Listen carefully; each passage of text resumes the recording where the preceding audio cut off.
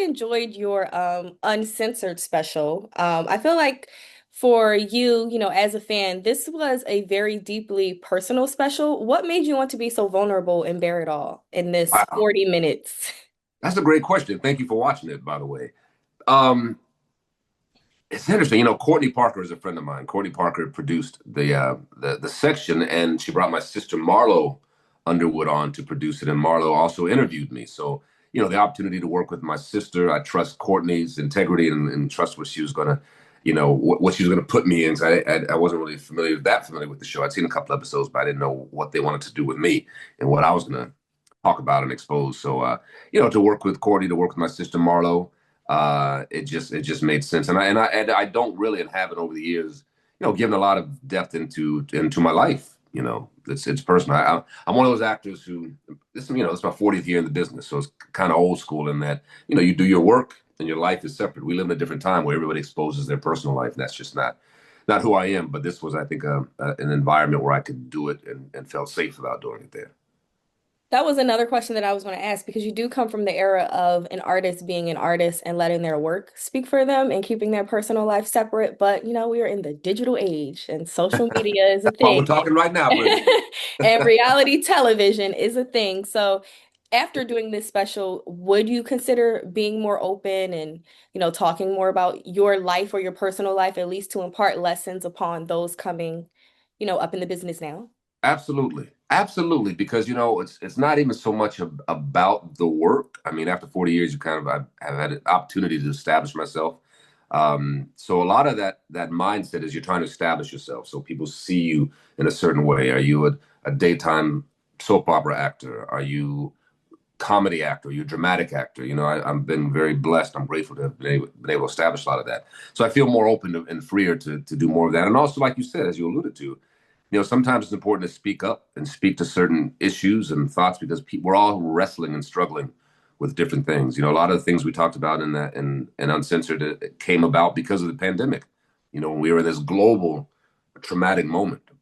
Out of that came a divorce with me, and then just a new chapter of life. But yeah, we're all struggling in different ways. So yeah, I'm more open to that. If I can be a help to that just by sharing my story, why not?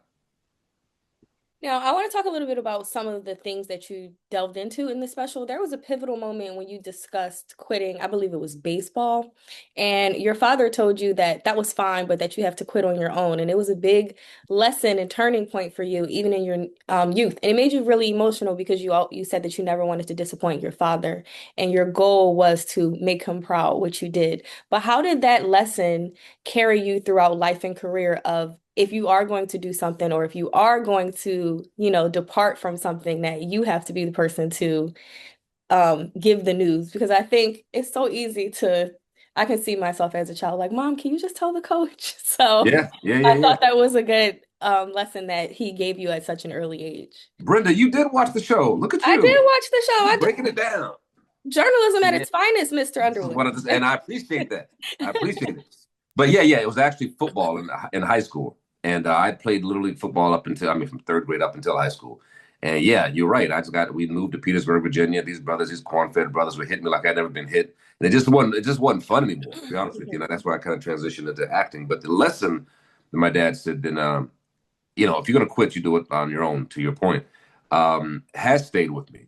I've raised my kids the same way because so much of what we do is showing your integrity to complete the race.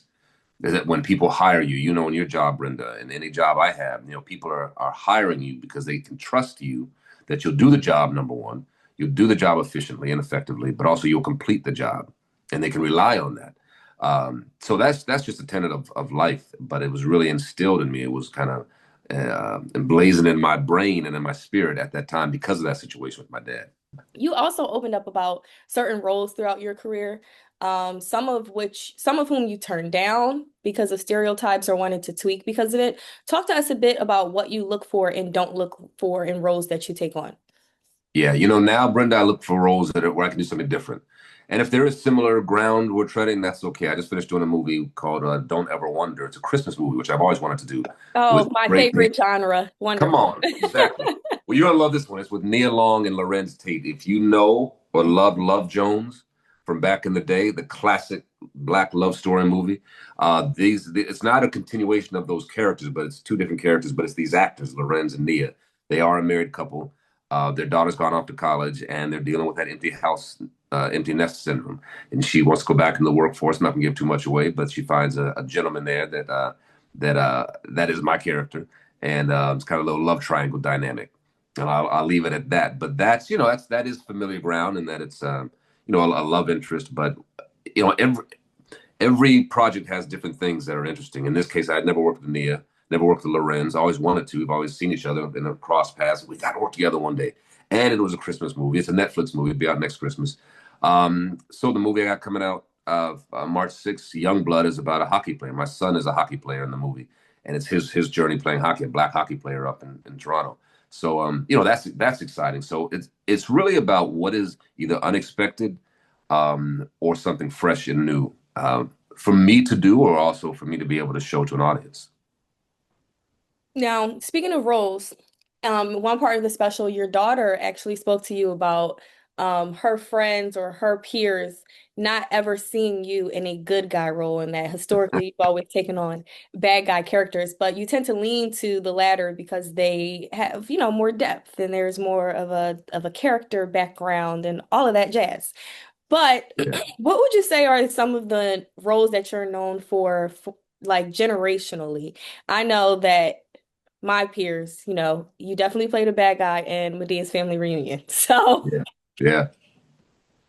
Yeah. I gotta tell you, it really kind of depends on the genre. The one thing I've always tried to do was diversify my audience. I never wanted to be put into a box, and Hollywood will put you into a box, whether it's a type of character, a psychographic, like he's a good guy, he's a bad guy, or he's an upwardly mobile white collar lawyer or doctor, or he's a blue collar guy. The father I play in this hockey movie, Youngblood, coming out, he's a blue collar kind of guy. So that was unique and different. But what I'm grateful for, Brenda, in this 41st year in the industry is to have been able to kind of traverse different types of genres. So, walking down the street, somebody will see, I loved you on Sex and the City. That wasn't necessarily a lot of black women watched that. It wasn't necessarily a black audience, but then same time, I loved you and Set It Off, or I loved you in LA Law, which is a different thing. The projects I'm doing in this movie we're talking about now, which is vestiges of Love Jones with Nia and Lorenz. I'm about to go do, haven't even announced this yet, but about to do a show up in Canada for a season, which is a very different audience completely. So you're right. It's generational, but it's intentionally specifically varied in the type of audiences I've always wanted to entertain. you talk a lot about family in this special. At one point, I know you Mm. mentioned you were living with your siblings, in a big old house in the Hollywood Hills. I loved that. I'm so impressed you really watched this show. I shouldn't be, but I like to know my subject. I like to know what I'm talking about when I go into this. But yeah, as I mentioned, I'm also a fan, and I know that my mother and aunts want to see this interview. So I had I to love make it. You sure got to do it right. that I did them justice. So you Yeah. talk about your siblings, your parents, your ex-wife and your children. How has family kept you centered in Tinseltown? They have kept me centered by giving me a purpose for living and for working and creating a life. I mean, that in a nutshell, that's really it. When my kids were born, I have three biological kids, Paris, Brielle, and Blake. My wife and I now, Josie, we have nine together. She has six, I have three. So those are my bonus kids. But it's a very big family. But my kids, especially when we were raising them, of course, all your focus goes from whatever your journey is, as your mother and aunt will tell you, as an individual. Once you showed up, Brenda, your focus shifts to what does that child need? What do these children need? What does this family need? And all of your decisions you make as a responsible adult are informed by those human beings and those lives that you've been entrusted to lead. So that you say, how has it changed? How has it affected me in this Hollywood world? It affected me in keeping that as the foundation of what is the most important thing. It is those kids and it is family. The relationships with my parents. My mother passed in 2020. By the way, her book is coming out, her memoir called A Soldier's Wife. Please pre-order it now because it's on Amazon right now. It's called A Soldier's Wife, but this is the eighth book I've had in the marketplace, and I'm proud of it. It is, you talk about being personal. It is the most personal I've ever been because it's my mama. But Hmm. you can pre-order it now on Amazon. It's called A Soldier's Wife, and it's all about my mama. If you have a mama, I know you do, and then on, if you love your mama, She's right here. you is she? Can I see it? Oh, there she is. Yeah. Oh, what's her name? Wanda. Wanda, looking right over your shoulder. I love it. Yeah. Look at Wanda. Looks beautiful. Thank you. So that's my answer. Well, I will definitely pre-order it. I love a good memoir, by the way. So, Oh, you also mentioned that obviously that you were divorced. What did divorce teach you, and what did love the second time around teach you? yeah. Is that love behind you? I see an L-O. Is that E? Is that love? Yes, it Yeah. says family, home is at the top, and then love. So we I'm have the same I'm value system. I'm almost divorced myself, so I get it. Okay. Okay. Well, we have the same value system. Whoa. What did it teach me? It taught me, well, our divorce happened, as you know, you saw the show during the pandemic.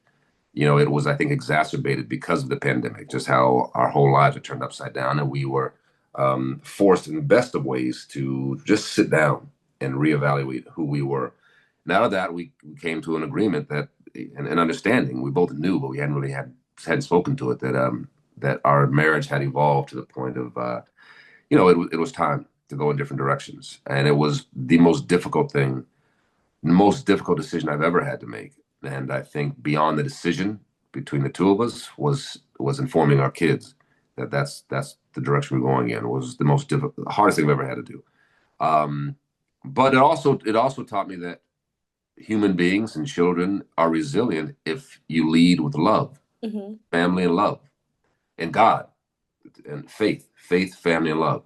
And if you lead with those tenets, then everything will fall in place. So now it's 5 years later, and they couldn't be happier. And everybody has readjusted and adapted. And they, I think kids, when you raise kids, do you have kids, Brenda? I do. I have a 2-year-old daughter. Oh, beautiful, beautiful. I think kids. I know I did. You kind of look through your own prism, and as Hmm. long as they know they're going to be okay, as long as they know they'll be seen and respected, they'll be okay. And that's what we try to do, and continue to do. I mean, that's literally flesh of my flesh and bone of my bone and blood of my blood. So I'm not going anywhere in terms of those kids, and they've always felt that. And in another scene, you talk about being on LA Law and the international impact that the show had during its time. And you speak about the impact that you noticed that art can have, and how it can, it's not about race, it's not about culture, it's just about how it touched the person that receives it. What do Mm. you ultimately want your legacy to be? Ooh, that's a deep question. I think ultimately, at the end of the day, our job is to entertain an audience. So I think ultimately, I want people to say that I felt entertained, but I also had thought that was provoked. Maybe I was affected in a certain way. Maybe I was enlightened. Maybe I was elevated. So entertaining is the lowest common denominator. If you can make somebody think and grow and affect change within that spirit or mind, and maybe take somebody upon a more positive path for whatever reason. That's a beautiful thing. I think one of the things I'm always appreciative of is when I run into people and say, and I hear this a lot. I went to law school because I saw you Mm. on LA Law, or I played this character. My wife Josie is Trini. She's Trinidadian, and I just got back from Carnival, and we Oh, took fun. yeah, and we took a cruise to Trinidad, and we docked there and did Carnival there. But so many people on the boat, on the ship, say, "Man, I grew up watching you." And one brother said, "My mother would point to you and say, that's the kind of black man, that you can be," as an example of many within his community, but also on TV, someone she saw on TV and movies. So that is incredibly humbling. And that's, I think, part of the legacy that I'm proud of and hope to leave when it's all said and done. Well, that's a good legacy to leave. Now, let's end with plugging some of your projects. So, you spoke about your Christmas movie that's coming Yeah, up, your sports drama that's coming up, and then yeah, your eighth book that's all about your beloved mother. What else would you like to yeah. Well, let let's the break it people know down. about? So, yeah, well, thank you for that. The sports movie is called Young Blood. That opens in theaters March 6th. There's another movie directed by RZA from Oh, Wu-Tang, and nice. yes, called One Spoon of Chocolate. That's coming out May 1st in theaters. They're both in theaters. The Christmas movie with Nia Long and Lorenz Tate comes out probably next Christmas. It's a Netflix movie. It's a Christmas holiday adjacent movie. So in the holidays next year, that'll be out sometime. And my mom's book, A Soldier's Wife, comes out in stores April 14th, but you can pre-order it now. But that one, I tell you, my mama said when I was in second grade, she wanted to write a book. All of my life, she stopped and started and fits and starts, never finished it. She passed away in 2020. She was in a wheelchair the last 20 years of her life with multiple sclerosis. And I'm just incredibly humbled to be able to complete the race and have this book, her story, published. And it's a gift. She's the woman that raised me. My mom and dad are my heroes. But she was an incredible woman. She was a woman before her time. She was a baller in the 1940s and 50s.